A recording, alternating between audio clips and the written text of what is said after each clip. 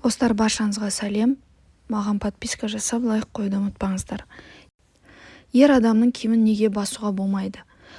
18 ғасырда Қазақстанның батыс өңірінде Есенгелді атты кісі тұрмыс кешеді. Ол 7 атасынан бері бай, мал жаны мыңғырған адам болса керек.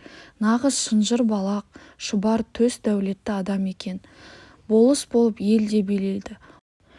Оның тоқалынан Беке есімді ұлы болыпты. Ол орысша сауаты өте жоғары, көзі ашық жігіт екен. Байдың бәйбішеден туған ұлдары Бекейдің ел ішінде беделін көре алмай әкесін ұлына айдап салады.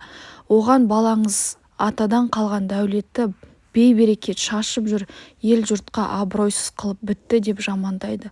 Оларға иланып қалған Есенгелді, олай болса маған ақыл беріңдер деп сұрайды. Ойбай әке, ондай баланың барынан жоғы, тез құтылғаныңыз жөн деп азғырады. Мысық тілеу ұлдары зұлымдардың тіліне ерген бай Бекейді мерт қылады. Бұл оқиғадан кейін барлық жерге әшкере болады.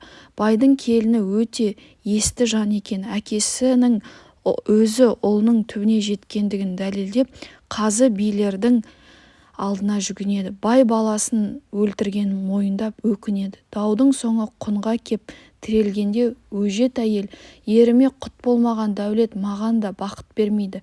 Бір ғана тілерім бар, қайын-атамның 7 атасынан бері келе жатқан құндыз жағалы тоны төрінде ілініп тұр, соны бір аттап өтем, басқа талабым жоқ дейді.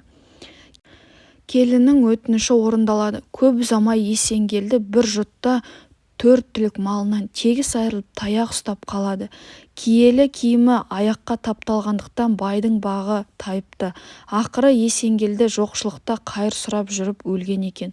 Бұл оқиға қатысты орыс жазушы Вдаль Бекей мен Мәулен атты хикаят жазған. Шығарма авторы бұл жерде әйел адам ер кісінің киімін астына баса, оның басынан бағы таяды деген ойды әсерлі де нанымды жеткізген.